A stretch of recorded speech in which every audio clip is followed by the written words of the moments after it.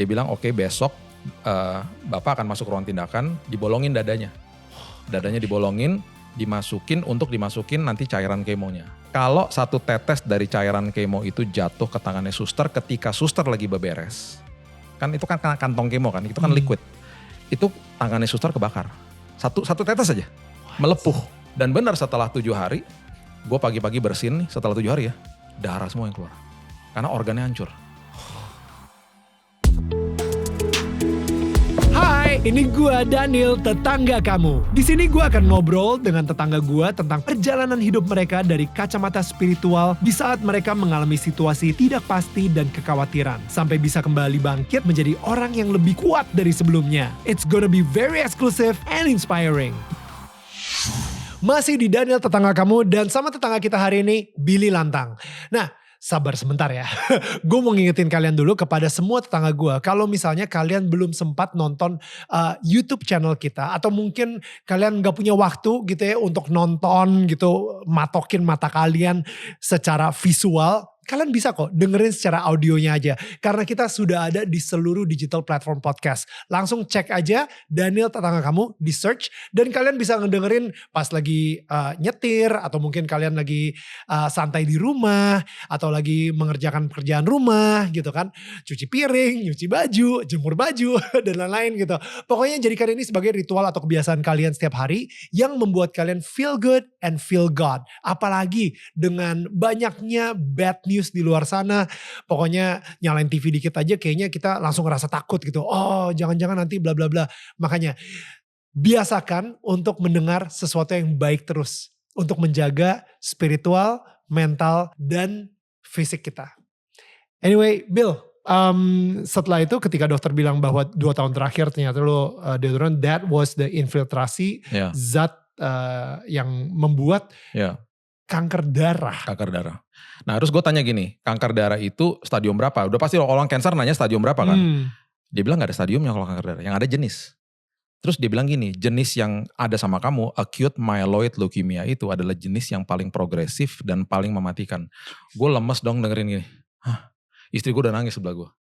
Terus dia bilang gini, I am so sorry, but your lifespan is only 3 months. Dia bilang gitu. Kan kalau di Singapura mereka harus kasih taunya detail kan di awal kan. Itu gue lemes banget. Gue lemes banget dan gue mulai ada sebuah kekuatan sih dalam hidup gue yang mendorong gue untuk berjalan, dan gue bilang sama Tuhan, gue pokoknya nggak mau tahu. Gue harus pulang ke rumah, not in the body bag, tapi gue harus pulang ke rumah sembuh. Karena anak gue yang satu masih SMA, satu masih SD. Gue harus pulang, I need to raise them up. Gue gak mau tahu gimana perjalanan ini. Gue harus pulang, gue pasti sembuh, gue bilang gitu. Itu mulai tuh dari hati gue mulai keluar di hari itu. Nah mulailah perjalanannya akhirnya gitu. Perjalanan yang cukup panjang untuk menjalani dan sangat-sangat tidak mudah. Gue bayangin ya, gue itu baru buka asuransi. Dan ini istri gue sampai kayak kalau bisa jambak rambut gitu ya. Baru buka asuransi. Asuransi kan ada masa tunggu 90 hari. Gue sakit di hari ke-76. Jadi asuransi gue gak cover gue. Jadi gimana coba? Jadi akhirnya teman-teman pada bilang gini, Bill Singapura aja, Singapura bagus, Singapura. Biayanya mahal banget bro. Duitnya dari mana? Duit dari mana mahal banget gitu ya. Akhirnya gue tanya sama dokternya, DP-nya berapa? Untuk mulai kalau di sini. Dia sebut angkanya. Terus gue bilang gini, I have to take my son back to Jakarta karena dia mesti sekolah segala macam. Dia bilang, oke, lo mau pulang gak apa-apa, tapi dalam 5 hari lo kemo lo. Lu kondisi lo udah makin hancur, dia bilang gitu. Gue pas pulang, gue bilang gini sama my dad, I call him dad kalau gue doa. Gue bilang, Dad, you heard what he said. Waktu dokternya bilang, I need this much of money. Dan kalau gue gak ada di akun gue untuk kasih DP-nya, it's a sign that I need to get the treatment di Jakarta aja. Begitu. Ini doa sama Tuhan ya, dad, your dad. Sama istri gue.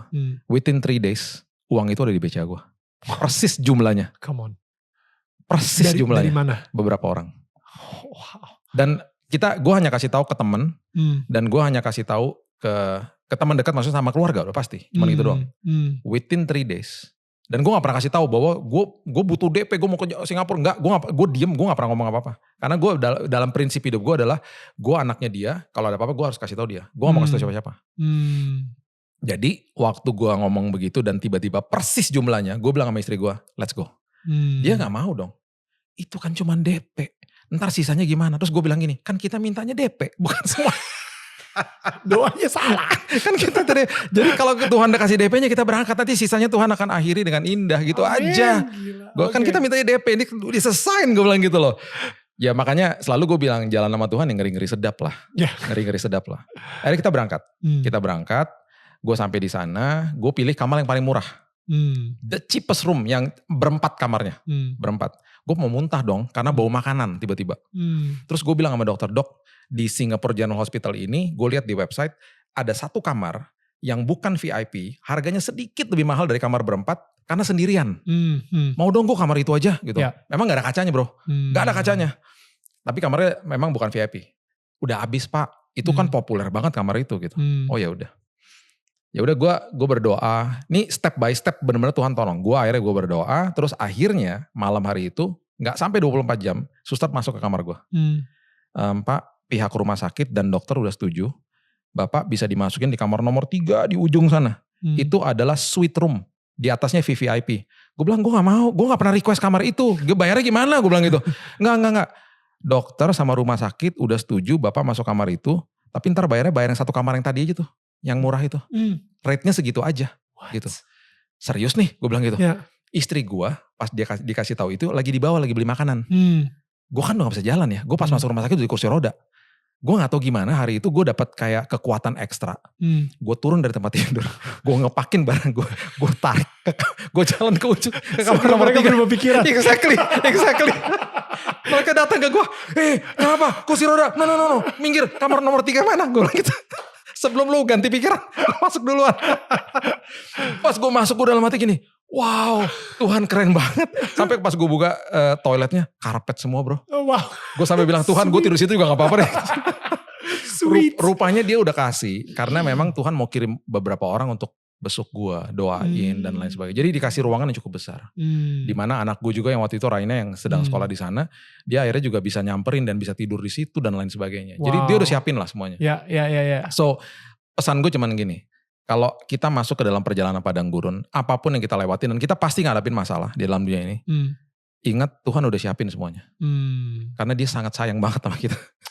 Dia udah siapin semuanya. Jadi waktu gue masuk, dan akhirnya gue dikasih tahu protokol yang mengerikan akhirnya sama dokter. Ketika satu hari dia datang, setelah besoknya, dia bilang oke, besok Bapak akan masuk ruang tindakan, dibolongin dadanya. Dadanya dibolongin, dimasukin nanti cairan kemonya. Itu patut dijelasin di awal masih oke lah. Cairan kemonya 500 mili ya Pak sehari sebotol aqua. Oke. Dikali 7 hari berarti 3,5 liter. Oke. Terus tiba-tiba dia diem. Terus dia menghela napas gitu. Kalau dokter udah menghela napas itu berarti ada sesuatu yang is not good gitu. Terus tiba-tiba dia bilang gini. Kalau satu tetes dari cairan kemo itu jatuh ke tangannya suster ketika suster lagi beberes. Kan itu kan kantong kemo kan. Itu kan liquid. Itu tangannya suster kebakar. Satu tetes aja, melepuh. Karena udah kayak raksa lah berarti. Jadi Pak, Bapak bisa bayangin kalau 500 mili kali 7 berarti kan 3,5 liter ya. Masuk ke tubuh Bapak, ya melepuh lah dalamnya. Hancurlah semua organ-organnya gitu.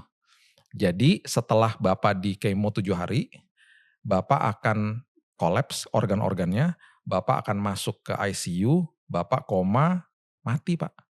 Ya ngapain diobatin? Gimana sih? Iya dong, ngapain ya tadi waktu gue punya 3 bulan sekarang jadi tinggal 7 hari gitu. Iya, terus dia bilang gini, ini semuanya 70% gagal. Jadi kalau 30%-nya berhasil, itu akan just prolong your life for 6 months. What? Iya, jadi maju salah, mundur salah, gak ngapa-ngapain juga salah. Ya udahlah, udah there's no hope udah gitu loh. Nah, ini dahsyatnya nih. Terus dia minta tanda tangan ya. Dia minta tanda tangan supaya kalau misalnya gue meninggal, istri gue tidak akan tuntut rumah sakit. Kita tanda tangan. Itu gue udah kayak tanda tangan sertifikat kematian. Ya udah tanda tangan dia keluar. Pagi harinya, gue tuh dapat renungan harian. Gue baca Amsal 4 ayat 20-23. Bunyinya gini. Arahkan telingamu kepada ucapanku. Simpan di dalam lubuk hatimu. Karena itu adalah sumber daripada kehidupan dan kesembuhan. Gue baca itu pagi-pagi tuh. Wow. Jadi waktu dokternya keluar, tiba-tiba nih, dari roh gue keluar nih, kata-kata gini. Istri gue lagi nangis, gue bilang gitu, sayang, ingat gak tadi pagi kita baca? Arahkan telingamu kepada ucapanku, simpan dalam lubuk hatimu. Yang tadi dokter katakan kan kenyataan hidupnya aku ya. Hmm. Yang tadi pagi kita baca kan kebenaran ya. Kenyataan harus tunduk sama kebenaran sayang. Tiba-tiba gue ngomong gitu. Mengalir tiba-tiba. Kenyataan tunduk sama kebenaran. Tiba-tiba gue nangis. Kayak ada sesuatu yang merasuki gue dan tiba-tiba jadi kekuatan tuh. Kayak Tuhan udah kasih paginya. Terus ketika gue ngomongin kayak tiba-tiba jadi kehidupan. Itu jadi akhirnya jadi semboyan gue tiap hari. Kenyataan tunduk sama kebenaran. Kenyataan tunduk sama kebenaran. Tiap hari. Tubuh gue makin lemas. Dan benar setelah 7 hari. Gue pagi-pagi bersin nih setelah 7 hari ya. Darah semua yang keluar. Karena organnya hancur. Darah semua yang keluar. Darah semua. Wah gue panik. Gue panggil suster. Dilariin ke ruang tindakan. Dicek sini gue ternyata udah hancur memang. Dan ditusuk dari samping. Dikeluarin cairan-cairannya. Karena udah hancur lah. Hancur tuh artinya apa? Udah flek di mana-mana. Udah flek di mana-mana. Dan udah penuh air. Udah penuh air. Dan udah mulai inflamasi di dalam. Dan akhirnya gue makin parah ketika akhirnya setelah di kemo darah putih gue 0. Darah putih kan defense-nya tubuh. Iya. Jadi sampai bakteri yang baik pun jadi jahat gitu loh. Sampai gue sepsis. Sepsis tuh kayak udah kejang-kejang 41 derajat. Dan mata gue udah putih dan segala macam gitu. Itu berkali-kali. Tetapi anehnya gini. Setiap kali disiapin sama dokter mau dimasukin ICU. Gue bangkit. Gue bangun gitu tempat tidur. Kayak zombie gitu. Buat bangkit. Padahal mata gue udah putih. Udah hilang gitu. Bangkit terus gue mau makan. Mau minum. Tiba-tiba di screennya dia. Gue punya temperature segala macam normal. Jadi dokter bilang gini. Wait. Hold on. Masukin lagi. Gak jadi. Jadi beberapa kali tuh mau masuk ICU gak jadi. Jadi gak pernah masuk ICU. Jadi waktu gue lagi besok-besoknya diceritain sama istri gue. Kan gue lagi dalam kondisi gak sadar tuh. Aduh sayang ngeri banget loh. Terus gue doa dong Tuhan. Ngeri banget sih Tuhan. Kasihan istriku Tuhan. Tiba-tiba ada suara gini. Gak apa-apa. Makin ngeri makin seru ntar kesaksiannya. Jadi gue kadang-kadang kalau berdoa gue kadang-kadang suka ketawa-tawa sendiri. Gue bilang. Iya bener juga sih Tuhan ya gitu. Terus dia istriku. Kamu kenapa sih kok berdoa ketawa-ketawa gitu. I got something funny gitu. God has a really good sense of humor. Iya. Dan uniknya di momen-momen yang berat kayak begitu. Suara Tuhan makin jelas. Makin jelas. Jadi akhirnya gue I enjoy the moment. Gue tiba-tiba I enjoy this desert trip gitu ya. Gue enjoy banget. Gue bilang Tuhan I really enjoy. I can hear your voice so clearly gitu loh. Dan yang luar biasanya di saat seperti itu you got that joy.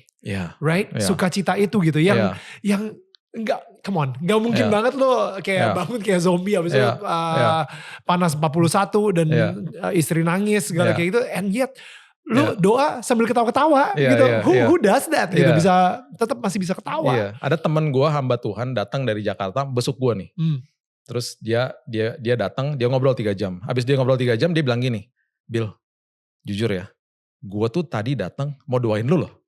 Kok tiba-tiba kenapa gue yang tadi jadi terharu, terus gue yang dapat kekuatan. Kok dari tadi gue nggak ngelihat orang yang divonis mati, terus kayak punya joy gitu, sama peace in your heart gitu. Sampai dari tadi gue mau nangis nih. Gue boleh gak videoin lo dan dapat kalimat-kalimat dari lo, gue mau bagiin di jemaat gue hari Minggu. Wow. Karena rupanya gue baru ngerti nih, Tuhan kirim gue ke sini untuk dapat kekuatan. Jadi, I don't know ya, ini gue mungkin pengen nanya sama semua tetangga kita yang mungkin saat ini lagi mengalami hal yang serupa. Misalnya going through sakit atau cancer atau lagi kemo saat ini. Atau mungkin ada orang yang dia sayang juga gitu ya. Yang tadi mungkin 5 practical steps. Bagaimana cara menghadapi situasi seperti ini dengan kedamaian tersebut, dengan rasa sukacita tersebut gitu. Kalau misalnya menurut Billy sendiri gimana? Kalau gue tuh gini ya. Setiap kali gue tuh percaya gini. Ada firman Tuhan yang gue pegang waktu saat itu gini. Ia seperti pohon yang ditanam di tepi aliran air. Nanti buahnya akan timbul pada musimnya, daunnya tidak akan layu, apapun yang diperbuatnya berhasil. Nah kita suka dengan ayat itu karena apapun yang diperbuatnya berhasil. Suka banget lah orang Kristen kalau baca ayat itu, wah ini dimutilasi ayatnya. Sukses. Ya gitu. Kita lupa ada kata ditanam di situ. Ditanam tuh gak enak loh. Ditanam tuh 11-12 sama jenazah sama bangkai. Letaknya di bawah. Bener kan? Di bawah tanah. Di bawah tanah. Berantakan, gelap, dan seolah-olah kayak gak ada harapan. Iblis pasti datang. Habis lo harapan lo. Lu di bawah gitu. Nah, kalau kita tinggal di Jakarta kita tahu lah ada gedung baru jadi namanya Autograph Tower. 382 meter. Berapa kali gue lewat di situ, gue sempat tanya sama istri gue, sayang itu kok lantai satunya gak nongol-nongol ya? Jangan-jangan nih mangkrak nih proyeknya. Gue suka lihat gedung soalnya. Jadi gue ngikutin gitu ya. Gue ngikutin ada beberapa IG account yang gue ikutin. Wah nih keren nih jadinya nih. Kenapa gak keluar-keluar nih gedungnya? Tiba-tiba gue ketemu sama teman gue arsitek. Bill, itu gedung kan jadi gedung tertinggi. Fondasi di bawahnya dibangunnya lama banget. And very costly. Dia bilang gitu. Makanya beda MRT sama LRT. MRT mahal. Kan bangun di bawah. Dia bilang gitu. Jadi di situ gue baru ngerti. Iya Tuhan. Kalau aku sedang di dalam proses ditanam. Kalau misalnya sampai prosesnya lama, berarti bentar lagi aku akan dibawa tinggi sama Tuhan. Wow. Dan ketika aku dibawa tinggi, karena fondasi aku kuat, ketika ada pujian aku tidak sombong, ketika ada badai aku kuat, gitu loh. Di situ gue makin semangat ketika baca ayat itu kan. Terus dibilang di situ daunnya tidak akan layu. Nah, itu jadi pewahyuan gue juga waktu saat itu. Gue pernah tinggal di, kita tahu lah negara-negara di luar kan ada 4 musim ya. Gue pernah tinggal di negara 4 musim, 13 tahun dan ngalamin yang namanya musim gugur kan. Nah musim gugur tuh kenapa musim gugur? Karena di situ nutrisi dari pohonnya itu tidak disalurkan ke ranting-ranting. Karena dia simpen untuk winter time. Makanya di musim itu pada falling semuanya, leaves-nya. Nah ketika udah lewat musim dingin, kemudian nutrisi disalurkan lagi ke ranting-ranting, timbullah daun-daun yang baru. Makanya namanya musim semi. Jadi di setiap musim tuh pohon tergantung sama musimnya gitu loh. Dia berubah-berubah gitu. Bahkan ketika di fall season itu bener-bener kelihatannya jelek banget kan pohonnya kan. Gak ada daunnya gitu. Nah yang Tuhan mau kasih tahu sama kita adalah kalau kita tidak mencabut diri kita dari proses ditanam. Biarkan Tuhan proses kita. Biarkan kita terus percaya sama dia. Daun kita gak akan layu. Berarti di musim boleh berganti. Kita tetap semangat. Wow. Kita tetap ada hope, ada assurance. Orang datang lihat kita, kok lo semangat sih? Kok lo udah damai sih? Kok lo udah sukacita sih? Dan kita akan bilang gini, gue gak tahu dapat dari mana. Ya pasti dari Tuhan lah. Karena gue masuk dalam proses ditanam dan gue mau ditanam sama dia. Dan gue ngucap syukur aja terus gitu loh. Wow. Jadi kuncinya yang satu yang kita lakukan juga di rumah sakit waktu itu. Gue tiap hari bilang sama istri gue, give thanks to him. Karena dia sedang kerja. Walaupun kita gak bisa lihat ujungnya. Makanya kan firman Tuhan dibilang firman Tuhan adalah pelita bukan lampu sorot kan. Kita mana bisa lihat ujungnya. Gue tiap hari di lantai 8 di tempat kemo gue yang gue dengar orang nangis, orang menjerit, sama orang mau bunuh diri. Karena tuh lantai kemo. Sakit sekali soalnya. Cancer tuh sakit. Di kemo tuh makin sakit. Jadi orang-orang yang diborgol di tempat tidur di lantai 8 di Singapore General Hospital itu banyak banget. Dan tiap hari gue dengar orang menjerit. Keluarga yang menjerit karena keluarganya meninggal. Itu lembah kekelaman gue lah saat itu. Gue kan gak bisa lihat ujungnya. That's what I saw every single day. Every single day. Gue lihat kegelapan sana sini. Gue cuma bisa lihat terang kecilnya Tuhan yang menerangi langkah-langkah gue tiap hari. Bagi gue tuh udah cukup lah. That's enough for me gitu. Karena I know that he's there gitu loh. Ketika istri gue denger itu dan dia sempat bertanya, Tuhan kenapa?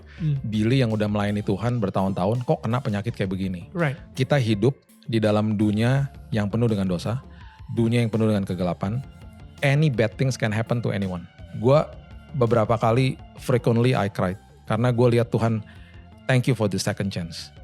I almost died several times.